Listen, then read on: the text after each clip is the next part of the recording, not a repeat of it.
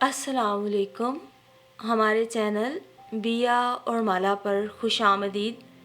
अगर आप हमारे इस चैनल पर पहली दफ़ा आए हैं या आपने अभी तक सब्सक्राइब नहीं किया तो बिया और माला को सब्सक्राइब करना ना भूलिए। बड़े गौर से तुम्हें देख रहा है, वरना तो अमूमन लड़कियों को लिफ्ट नहीं कराता, नजमा ने शबाना से कहा।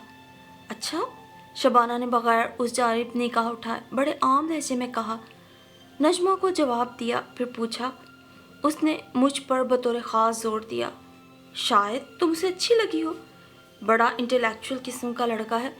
लड़कियों से तो यूं दूर भागता है जैसे उनसे एलर्जी हो।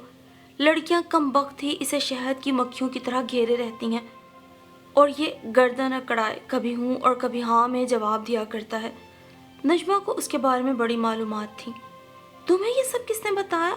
शबाना अब भी बिल्कुल सरसरी अंदाज में पूछ रही थी। यहाँ पढ़ने वाली लड़कियों ने, नजमा ने जवाब दिया। लड़कियों को और कोई काम नहीं, बड़ी मालूमात है इस लड़के के बारे में। वो हंसी। ऐसी वैसी? उन लोगों ने तुम्हारे तजस्सुस के इसकी 7 पुश्तों तक को खंगाल डाला है और अब भी मजीद तहकीक में लगी रहती हैं। नजमा ने मजीद इंकशाफ किया। अच्छा, ऐसी क्या ख़ास बात है इसमें? शबाना लापरवाही से बोली तो अब नजमा ने कदरे चीर के कहा। मुझसे ना ओंगे बोंगे सवालात करने की बजाय अगर तुम अपनी ये नाजुक सी गर्दन घुमा कर एक बार उसे देखने की जहमत कर लो तो हर सवाल का जवाब तुम्हें खुद ब खुद मिल जाएगा।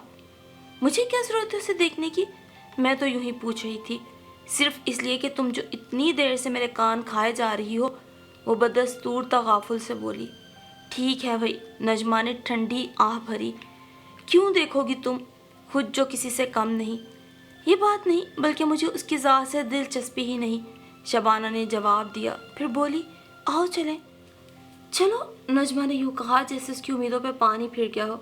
दूसरी लड़कियों की तरह उसे भी शहरोज़ अच्छा लगता था और उसकी ख्वाहिश थी कि शबाना को भी वो अच्छा लगे, मगर शबाना के सर्द रवैये से वो मायूस हो चुकी थी।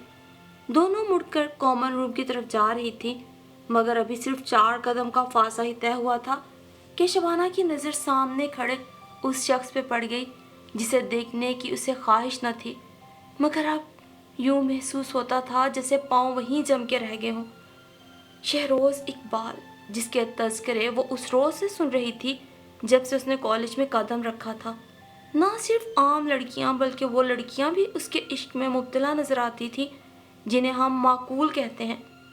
शबाना उन सब को बैक वक्त अहमक करार दे चुकी थी, मगर अब उसे यूं महसूस हो रहा था जैसे वो भी अहमकों की फहरिस्त में शामिल हो गई हो, क्योंकि वो तो हकीकतन बेहद मुनफरिद था, सबसे अलग और जुदा। अपोलो का हुस्ने मुजस्सम, अजब सहरंगेज शख्सियत थी उसकी। क्या गलत कहती थी नजमा, शबाना ने सोचा और उसे पलकें झपकाए बिना देखे चले गई, बिल्कुल यूं जैसे सहरज़दा हो गई हो। वो बचपन से ही बहुत हुस्न परस्त थी, खूबसूरती से वो हमेशा ही मरूब हो जाया करती थी। जहाँ कोई खूबसूरत चेहरा नजर आया, खा औरत का हो या मर्द का, वो बिना सोचे समझे उस पर हजार जान से फरीफ्ता हो जाती। कुछ ऐसा ही इस वक्त भी हुआ था। वो एक टिक शहरोज इकबाल को देखे जा रही थी। वो तो शुक्र है कि गॉगल्स ने लाज रख ली, वरना न जाने कितनी नज़रों के तीर इस वक्त उसके आर पार हो जाते। क्या हुआ भाई? नजमा ने मुस्कुरा के पूछा, जो पहले समझ न सकी थी मगर अब कुछ समझ रही थी। हाँ, कुछ नहीं, वो मेरा मतलब है, यही है ना वो? शबाना झीम के ज़ेरे लब बोली। ऑफ कोर्स, नजमा ने यूं फ़ख्र से कहा जैसे शहरोज़ इकबाल उसी की तख्लीक हो, और शबाना फिर उसे देखने में महव हो गई जो अपने दोस्त से बड़े खूबसूरत अंदाज में महवे गुफ्तगू था। ठीक कहती थी ना मैं? नजमा ने उसे यूं दोबारा मसरूफ़ पाया तो पूछा। एक एक लफ्ज़, ये एतराफ़ नहीं बल्कि इश्क की वो चिंगारियाँ थी जो शबाना के दिल में सुलगना शुरू हो गई थी। किसी लड़के को देखने के बाद आज तक उसके दिल में ऐसा दर्द न उठा था, मगर शहरोज़ को देखकर वो परेशान सी हो गई। है वाकई डिस्टर्ब कर देने वाली शख्सियत, उसने दिल ही दिल में एतराफ़ किया। अब चलें, नजमा ने कहा, फिर शौक़ी से होंठ दबा के बोली, या अभी? और शबाना खज्जल सी हो गई। नहीं नहीं, चलो भाई, उसने जल्दी से कहा। फिर दोनों वहाँ से चली गईं। इश्क के लिए ना जाने क्या कुछ कहा गया है, کسی نے اسے خلل دماغ کہا ہے، کوئی اسے زندگی کا حاصل سمجھا، کسی نے اسے آگ کے دریا کی مثال دی، کسی کا دعویٰ تھا کہ آگ دونوں جانب لگتی ہے۔ شبانہ کو اس آخری بات سے اتفاق تھا۔ اسے پورا احساس تھا کہ جس قسم کے جذبے اس نے اپنے دل میں انگڑائی لیتے محسوس کیے، وہ شہروز اقبال کو ضرور بیدار کریں گے۔ خود وہ لڑکیوں کے معاملے میں کتنا ہی سنگ دل کیوں نہ ہو، بعض اوقات صرف ایک بوند کی ہلکی پھلکی لیکن مسلسل ٹپکن پتھر میں بھی سوراخ کر دیتی ہے، اور شبانہ کو بھروسہ تھا کہ شہروز اقبال پر یہ گہرا اور مسلسل احساس ضرور اثر انداز ہوگا۔ پھر اپنے اس بھرپور یقین پر وہ اس روز حیران رہ گئی جب 2 ہفتے بعد ہی شہروز اقبال بڑی شائستگی سے اسے مخاطب کر رہا تھا۔ مس شبانہ، وہ کتاب پہ جھکی بڑی محویت سے پڑھ رہی تھی، مگر ذہن میں اس وقت شہروز اقبال ہی گھسا بیٹھا تھا۔ جب ہی تو کتاب کے ہر صفحے پہ اسی کا عکس نظر آ رہا تھا۔ جی شبانہ اس کی آواز پہ چونک کے سر اٹھا کر اسے دیکھنے لگی۔ وہ کتاب کے صفحے سے نکل کے اس کے سامنے آن کھڑا ہوا تھا۔ شبانہ نے چند لمحے ناقابل یقین نظروں سے اسے دیکھا، پھر لباس سے گھاس کے نشان جھاڑتی کھڑی ہو گئی۔ جی فرمائیے، وہ اس سے بھی زیادہ شائستگی سے بولی۔ آپ سے ایک بات کرنا تھی۔ اس کے لہجے میں کچھ ایسا اپنا پن تھا کہ شبانہ انکار نہ کر سکی اور اس کی بات سننے اس کے ساتھ چلی گئی۔ بعد میں یہ ایک بات بہت سی باتوں کا پیش خیمہ بن گئی، اور وہ جس نے بڑی بے نیازی سے نجمہ سے سوال کیا تھا کیسی کیا خاص بات ہے شہروز اقبال میں، اب اس خاص بات کا ذکر ہر ایک سے فخر سے کیا کرتی تھی۔ جب 2 ذہن و دل ایک دوسرے کو لاشعوری طور پہ تسلیم کر لیں تو انہیں قریب آنے میں دیر نہیں لگتی۔ کچھ یہی شہروز اقبال اور شبانہ کے ساتھ ہوا تھا۔ وہ دونوں بہت کم وقت میں ایک دوسرے کے بے حد نزدیک آ گئے تھے۔ شبانہ کا تعلق چونکہ آزاد اور امیر گھرانے سے تھا، لہٰذا وہ اکثر شہروز اقبال کے ساتھ کالج کے باہر بھی مل لیتی اور دونوں گھومنے پھرنے بھی نکل جاتے۔ اس عشق کو مزید ہوا شہروز کی تنہا رہائش نے دی۔ وہ ایک فلیٹ میں تنہا رہتا تھا۔ اس کا تعلق زمیندار گھرانے سے تھا۔ اس کے والدین اور زیادہ تر رشتہ دار گاؤں میں رہائش پذیر تھے۔ اپنی تعلیم کے سلسلے میں وہ ابتدا ہی سے والدین سے جدا رہا تھا، اور اب تو اسے تنہا رہنے کی عادت ہو گئی تھی، اور اب اسے تنہائی میں شبانہ جیسی پرکشش لڑکی کا ساتھ بھی نصیب ہو گیا تھا۔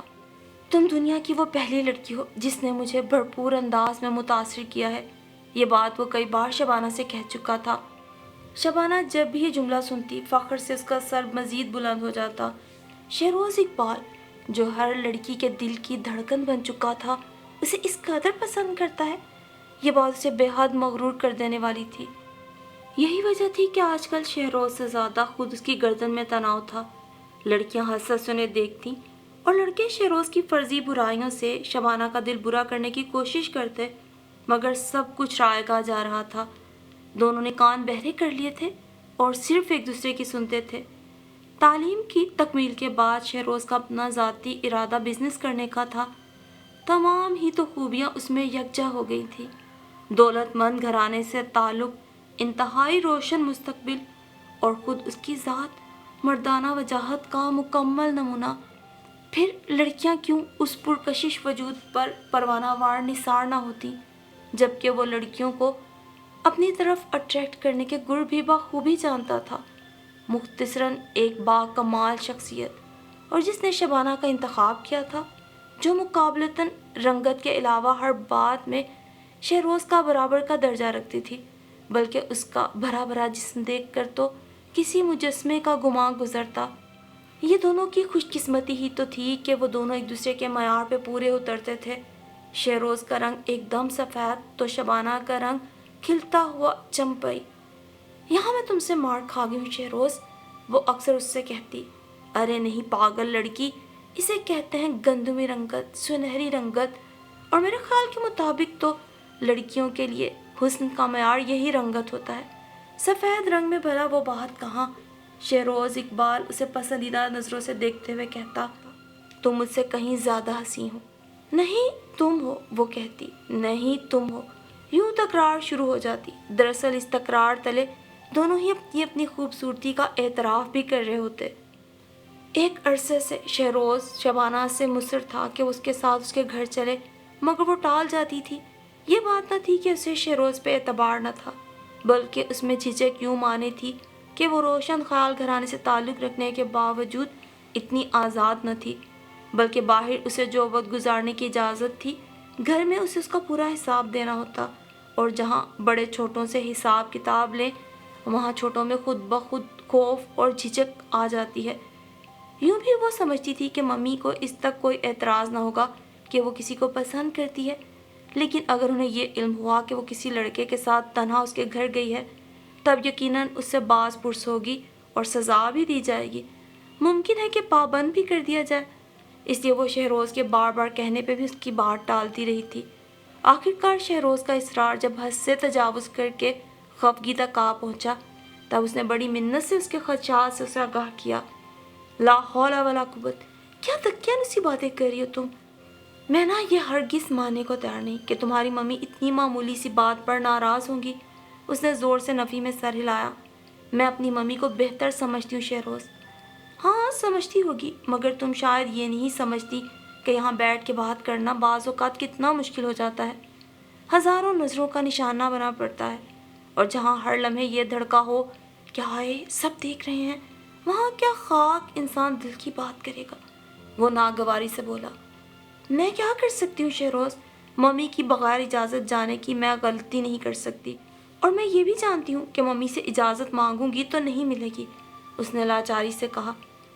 چند لمحے خاموشی کی نظر ہو گئے، پھر شہروز اس کے نزدیک ہو گیا اور سمجھانے والے انداز میں بولا۔ دیکھو میں تمہیں سمجھاتا ہوں، ضرورت ہی کیا ہے ممی کو بتانے کی؟ کیا مطلب؟ شبانہ سب کچھ سمجھ کے بھی انجان بن گئی۔ بھائی روز نہیں کبھی کبھار تم میرے ساتھ چلی چلا کرو، گھر پر کوئی بھی بہانہ کر دینا۔ یہ تم کیا کہہ رہے ہو شہروز؟ یہ کوئی ایسا اہم مسئلہ نہیں ہے جتنا تم اسے سیریس لے رہی ہو۔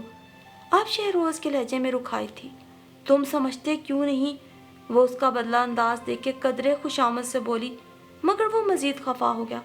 میں سب سمجھتا ہوں، بچہ نہیں جو تم مجھے سمجھانے کی کوشش کر رہی ہو۔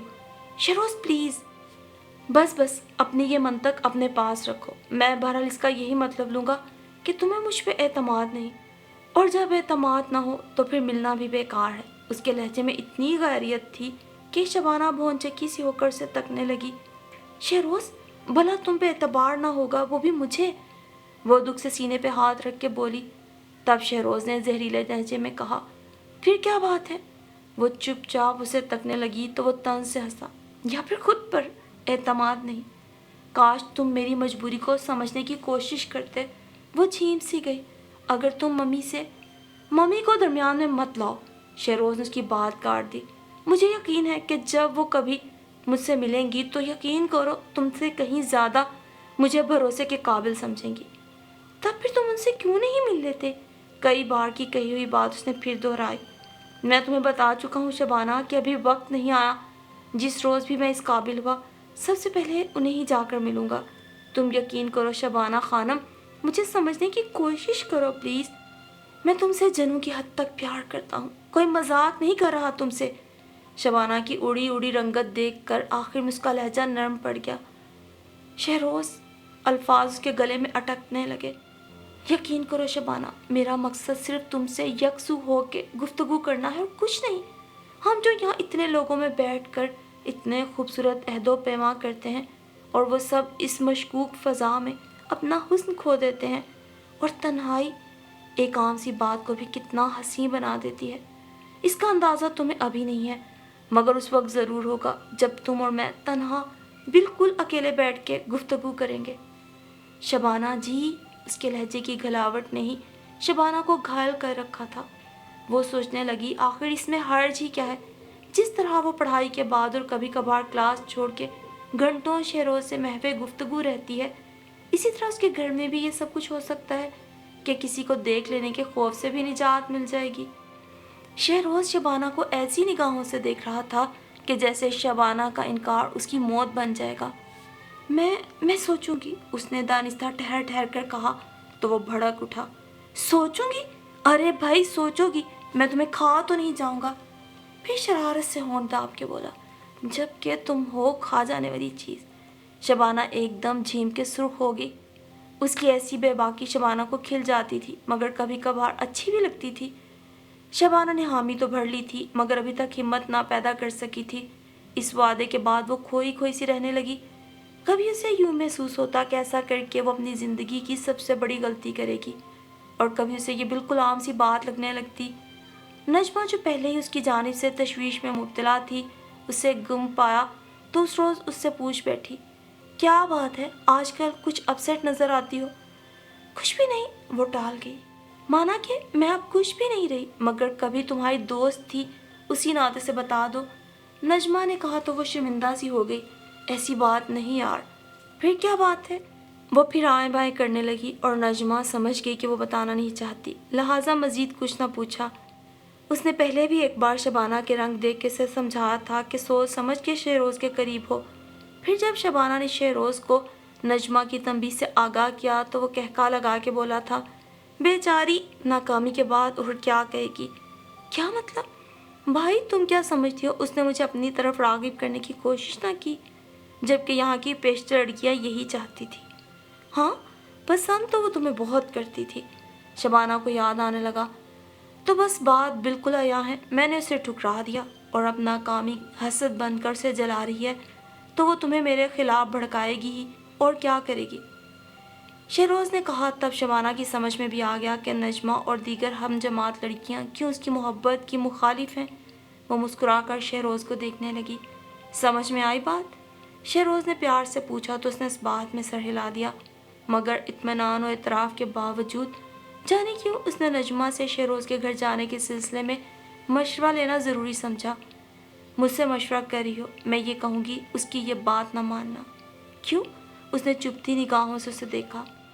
मैं खुद शहरोज़ को ज़्यादा करीब से नहीं जानती, मगर जहाँ तक उसके बारे में मालूमात का ताल्लुक है वो बहुत अच्छी नहीं है। नजमा ने हमदर्दी से कहा। क्या मतलब? सुनने में आया है वो बज़ाहिर जितना अच्छा शरीफ नज़र आता है ऐसा नहीं। नजमा ने बताया तो वो झट से बोली, ये तुम कह रही हो नजमा, जो मुझे रास्ते में रोक रोक कर उसकी एक झलक देखने पे मजबूर करती थी। हाँ, तुम दुरुस्त कहती हो, मगर अब मैं ऐसा नहीं सोचती। यह इसलिए कि उसने तुम्हें मायूस कर दिया था।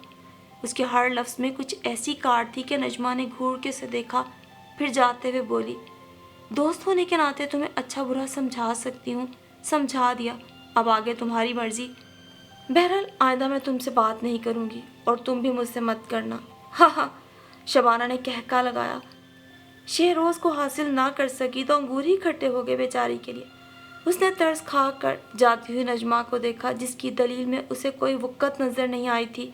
शहरोज़ इकबाल को बुरा साबित करने के लिए महज अंदाजे और हल्की फुल्की दलीलें ही थीं, जो दिल के संघास पर यूं जम के बैठा हुआ था कि उतारना तो दूर की बात, उसकी किसी ख्वाहिश पे मना करना भी मुश्किल हो गया था।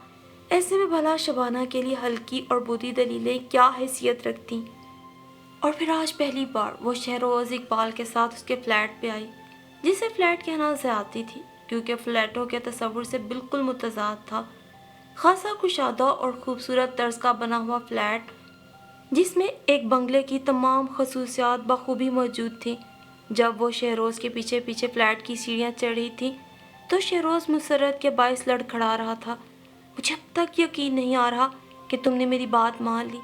वो ताला खोलते हुए मुड़कर मसरूर से अंदाज में शबाना से मुखातिब था। जब अंदर जाके बैठ जाऊंगी फिर तो यकीन कर लोगे, वो मुस्कुराई। क्या पता। पूरे घर का जायज़ा लेने और तारीफ करने के बाद शहरोज़ इकबाल के साथ उसके ड्राइंग रूम में आके बैठ गई और सोफे की पूंछ से गर्दन टिकाकर बोली, अब तो यकीन आ गया। उसने बड़े मज़े में गर्दन नफ़ी में हिलाई। फिर कैसे यकीन करोगे? जब तक तुम्हें छू कर ना देख लूँ मैं किस तरह यकीन कर सकता हूँ? उसने शौकी से कहा तो शबाना का चेहरा धुआं धुआं हो गया। डरपोक कहीं की, वो मुस्कुराया। मैं समझ गया था, ये सुनते ही तुम्हारा दम निकल जाएगा, बेवकूफ़ चूहिया। भाई बेफिक्र होके बैठो, मैं तुम्हारे एतमाद को कभी धोखा नहीं दूंगा। शबाना जान, बस सिर्फ अपना ये मखमली सा हाथ मेरे हाथ में दे दो ना, ताकि मुझे यकीन हो जाए कि तुम मेरे घर में हो, जबकि इसकी इजाज़त तुम पहले ही दे चुकी हो और पहले भी कई बार ये खूबसूरत हाथ मेरे हाथ में आ चुके हैं, मगर आज तो तुम मेरे घर में हो ना शबाना। उसने एक एक लफ्ज़ को कुछ ऐसे अदा किया कि शबाना ने मशहूर होकर अपना गुदाज हाथ उसकी जानिब बढ़ा दिया। वो सोफ़े से उतरकर शबाना के मुकाबिल बैठ गया और उसका ہاتھ اپنے مضبوط ہاتھوں میں تھام کے آنکھیں بند کر لیں۔ لمحے ان کے سروں سے گزرتے رہے، دونوں چپ تھے، گمسم تھے۔ آخر شبانہ نے ہی اس گونگی محبت کو زبان عطا کی اور جذبات سے کانپتی آواز میں بولی، شہروز۔ شش۔ شہروز نے اپنے خوبصورت ہونٹوں کو سکوڑ کر کہا، چپ رہو شبانہ، پلیز یوں ہی خاموش بیٹھی رہو، میں بھی اس جنت سے واپسی کا خواہاں نہیں ہوں۔ اس نے یوں ہی آنکھیں موندے ہوئے کہا اور شبانہ کو اس پہ بے تحاشا پیار آ گیا۔ کوئی اسے اتنا ٹوٹ کے چاہے گا اس نے تو کبھی تصور بھی نہ کیا تھا۔ ایسی چاہت جس پر پوجا کا گمان ہونے لگے۔ اس وقت اسے شہروز پر اتنا پیار آ رہا تھا کہ وہ اس پر سب کچھ نثار کر سکتی تھی، مگر وہ اپنے قول کا پکا نکلا اور اس نے حد سے 1 انچ بھی تجاوز نہ کیا۔ بہت دیر سے اس نے آنکھیں کھولی جو گلابی گلابی رنگ اختیار کر گئی تھی۔ تم غلط گھر میں پیدا ہو گئی شبانہ، اس نے مقبول لہجے میں کہا۔ اچھا وہ کیسے؟ وہ پرمسرت مسکراہٹ سے بولی، تمہارے حسن کا تقاضا تو یہ تھا کہ تم کسی بادشاہ کے گھر جنم لیتی۔ یقیناً تم پچھلے جنم میں شہزادی رہی ہوگی، پرنسس شبانہ، اس نے عقیدت سے کہا تو شبانہ مسرت بھرا قہقہا لگا کے بولی، یہ تم اواگون پر کب سے یقین کرنے لگے؟ ارے شبانہ جی، تمہیں پا کر تو سب کچھ قابل یقین ہو گیا ہے۔ اس نے لمبی سانس لی۔ اچھا اب میرا ہاتھ چھوڑ دو، شبانہ نے کہا اور اپنے ہاتھ کو دیکھا جو اس کے مضبوط پنجوں میں دبا ہوا پسیج چکا تھا۔ ابھی سے ہاتھ چھڑانے لگی، ابھی تو انہیں پوری طرح تھاما بھی نہیں۔ وہ شکوے سے بولا تو شبانہ نے کہا، اچھا اب شاعری چھوڑا، میرا مطلب یہ تھا کہ ہم یوں ہی بیٹھے رہیں گے یا کچھ چائے وائے بھی پلاؤ گے؟ چائے؟ ہاں بالکل، بس ابھی ملتی ہے تمہیں چائے، اس نے کہا اور شبانہ کا ہاتھ چھوڑ کر کھڑا ہو گیا۔ کہاں ہے سامان؟ لاؤ میں چائے بنا دیتی ہوں۔ اس نے دوپٹے کے آنچل سے ہاتھوں کا پسینہ پونچھا اور شہروز کو روک لیا۔ یہ کہی نہ تم نے بیویوں والی بات، وہ لہک کر بولا۔ فضول باتیں مت کرو، شبانہ سٹپٹا گئی۔ میں تو اس لیے کہہ رہی تھی کہ تمہیں کیا خاک چائے بنانا آتی ہوگی؟ ایسی بات نہیں ہے خاتون، خاکسار نہ صرف یہ کہ چائے بنانی جانتا ہے بلکہ عمدہ چائے بناتا ہے۔ تو جاؤ بناؤ، وہ بولی۔ جی نہیں، اب تو آپ ہی بنائیں گی۔ وہ کیوں؟ اس لیے کہ میں اس وقت تمہیں اور خود کو اس روپ میں دیکھنا چاہتا ہوں۔ شہروز کا لہجہ معنی خیز تھا۔ زیادہ نہ خواب نہ دیکھو، اب تو اس سے بھی زیادہ رنگی خواب دیکھنے کے حقدار ہو گئے ہیں شبانہ جی۔ بکواس نہ کرو، چلو جلدی سے چائے بنا کے لاؤ، شبانہ نے جھڑک کے کہا تو وہ مسخروں کی طرح ہاتھ جوڑ کے بولا، یہ تو خالص بیویوں والا انداز ہے۔ پھر تو میں بھی فرما بردار شوہروں کی طرح ابھی چائے بنا کے لایا، اور پھر شبانہ کے باوجود منع کرنے کے چائے اسی نے بنائی اور اپنے ہاتھوں سے گھونٹ گھونٹ کر کے اسے پلاتا رہا۔ اس پہلی انوکھی ملاقات کا نشہ شبانہ پر دنوں طاری رہا۔ اس کے ذہن میں کبھی کبھار جو اندیشے وہاں جانے سے پہلے سر اٹھاتے تھے وہ وہاں سے ہو کر آنے کے بعد موم کی طرح پگھل گئے، اور اسے فخر تھا اس نے شہروز پہ کتنا صحیح اعتبار کیا تھا۔ یہی وجہ تھی کہ جب ایک روز شہروز نے دوبارہ اس سے گھر چلنے کو کہا تو وہ بخوشی راضی ہو گئی۔ آج سیڑھیاں چڑھتے ہوئے شہروز کے قدموں میں اعتماد تھا، وہ بھاری بھاری مفتوح قدموں سے اوپر چڑھ رہا تھا، جبکہ شبانہ یوں محسوس کر رہی تھی جیسے اس کے قدم شکستہ ہیں۔ گھر میں آ کر وہ اسی جگہ بیٹھ گئی جہاں پچھلی بار بیٹھی تھی۔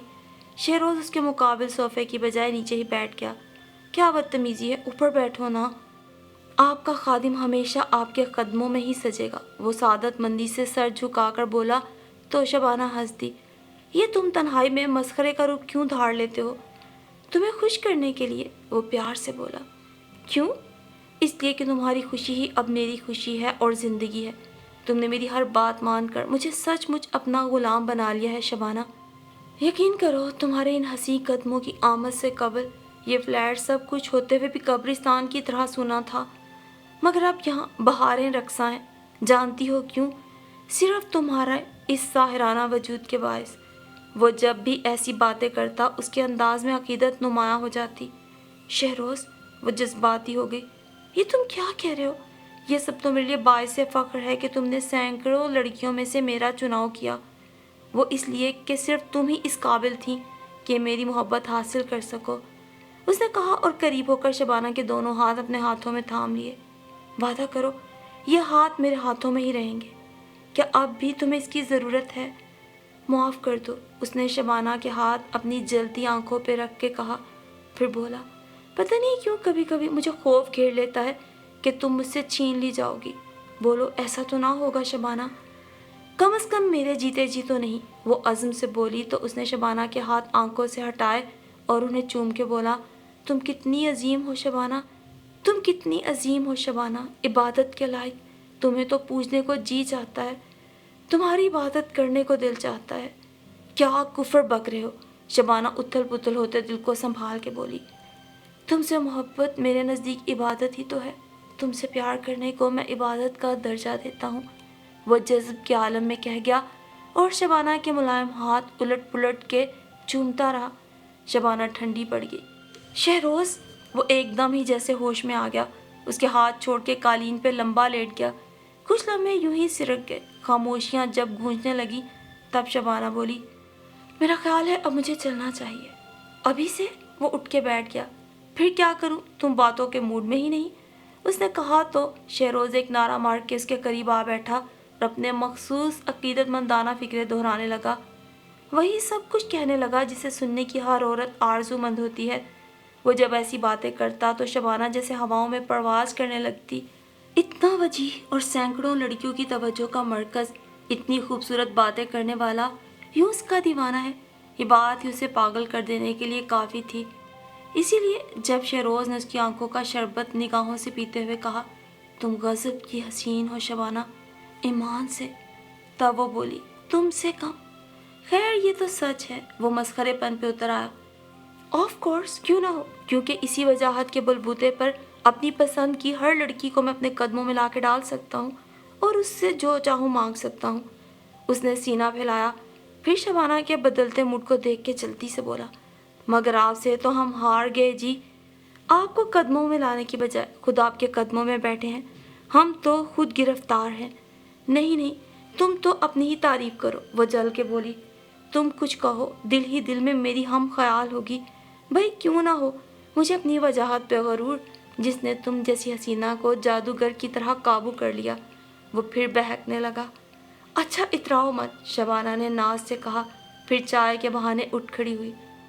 دوسری بار جانے نے شبانہ کو مزید مسرور کر دیا تھا۔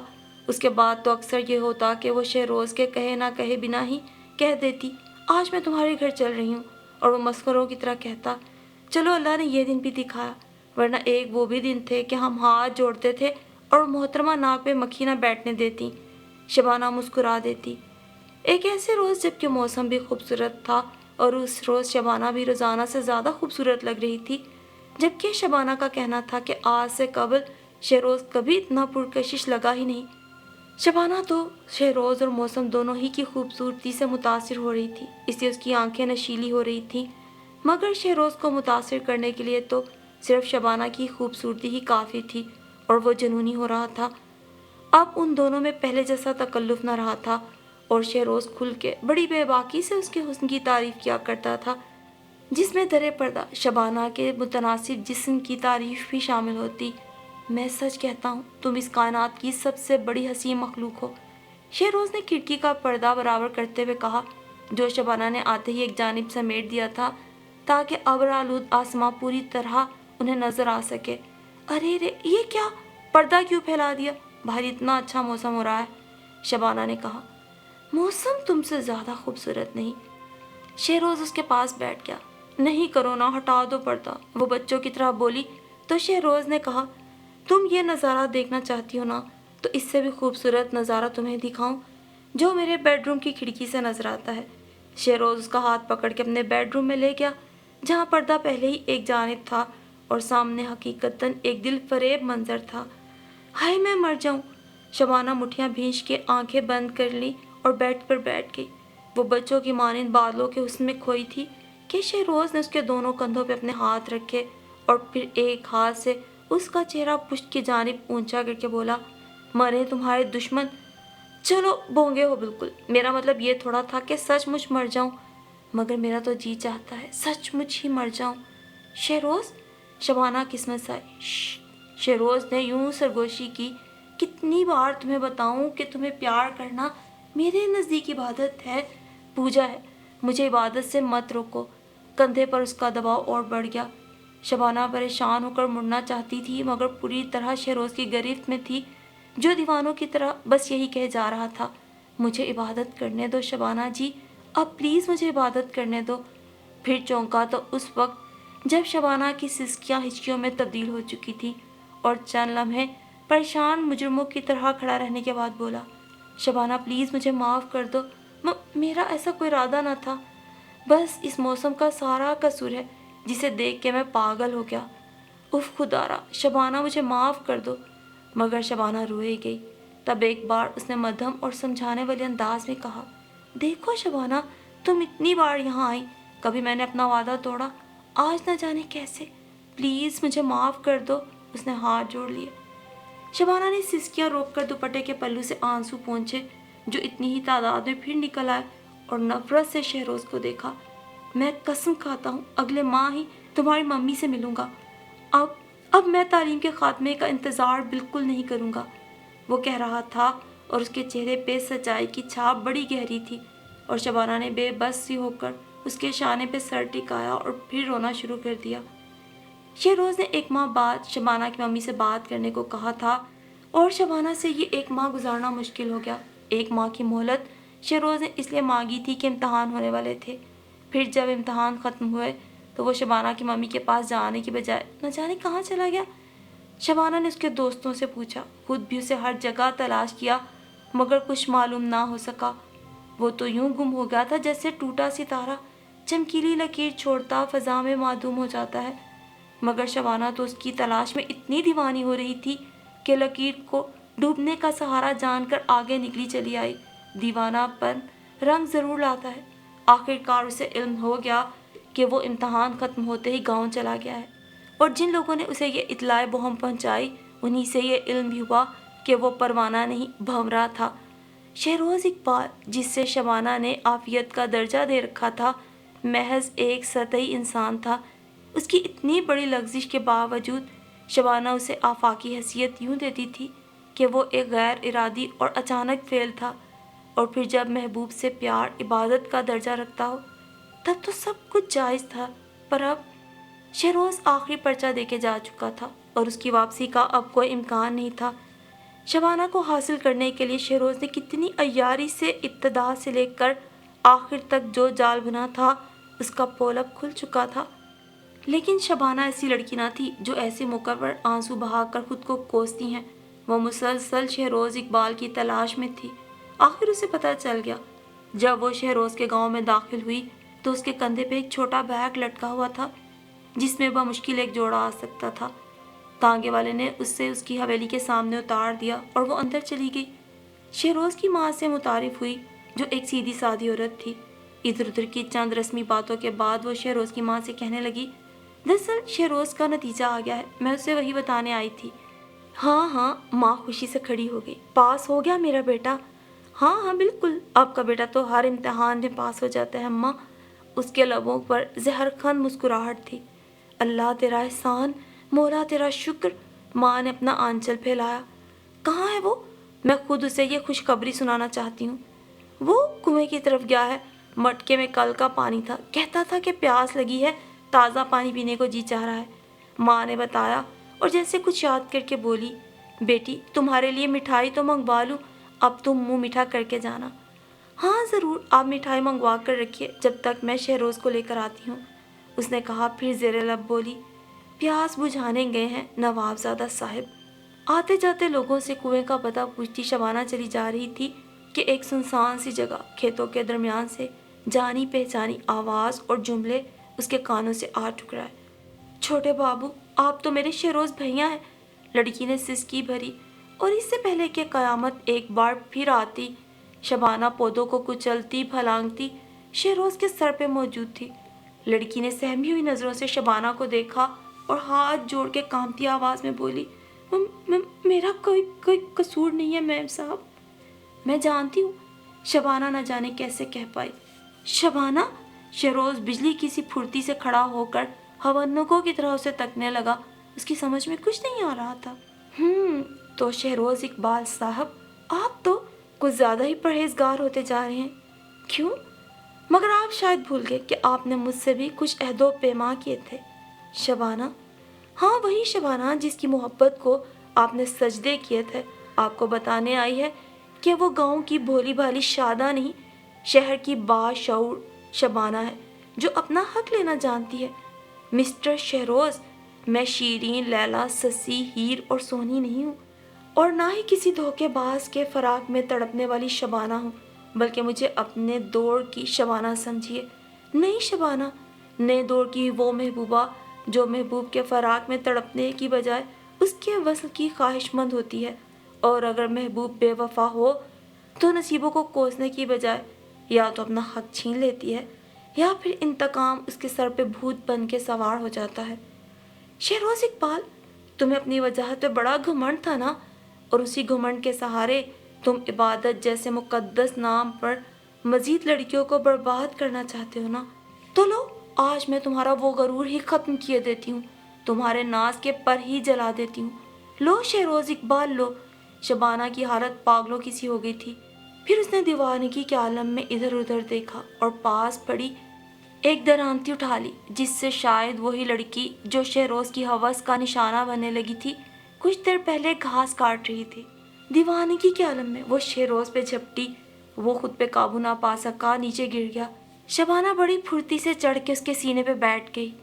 اس پر تو جیسے جنوں طاری تھا، نہ آؤ دیکھا نہ تاؤ، اور شبانہ پے در پے اس کھرپی سے شہروز کے منہ پہ وار کرنے لگی جو کہ اب لہو لہان ہو چکا تھا۔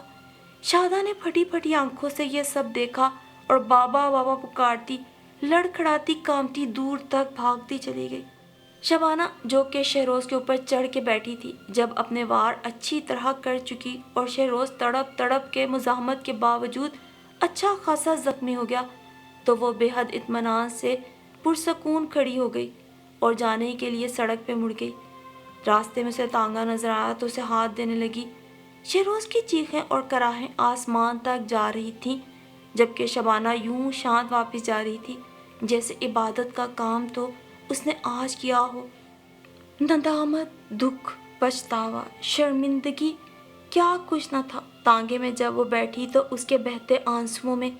کتنے غلط مرد پہ اس نے اعتبار کیا، اور کیسے ہر لڑکی کی طرح ہی وہ بھی اس جال میں آرام سے پھنس گئی جو شہروز نے اس کے لیے بچھایا تھا۔ لیکن ان بہتے آنسوؤں میں ایک احساس طمانینت ضرور تھا کہ آج شاداں کی صورت ایک اور شبانہ لٹ جانے سے بچ گئی تھی، اور اس نے شہروز کو اب اس قابل بھی نہیں چھوڑا تھا کہ آج کے بعد وہ کسی شاداں یا شبانہ پر اپنے مکر و فریب کے جال بچھا کر اسے اپنے دام میں قید کر سکے۔ یوں تو ازل سے ہی شاید عورت مرد کے بچھائے محبت کے اس دل فریب جال میں ماہیے بے آب کی طرح تڑپتی ہوئی چلی آتی ہے اور خود ہی اپنی تباہی کا سامان کر دیا کرتی ہے۔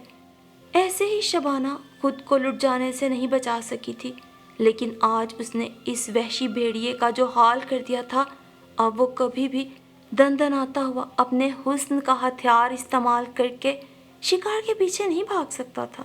محبت میں دھوکے اور بے وفائی کا یہ کاری وار شہروز احمد کو ہمیشہ آئینہ دیکھنے پر اس دن کی یاد دلائے گا جب اس نے عبادت عبادت کہہ کے محبت کے نام پر ایک معصوم لڑکی سے یہ مکروہ کھیل کھیلا تھا، جسے شبانہ تو یقیناً لٹ جانے کے باعث نہ بھول پاتی، لیکن اب شہروز اقبال بھی چاہنے کے باوجود اس یادگار محبت کو نہیں بھول سکے گا۔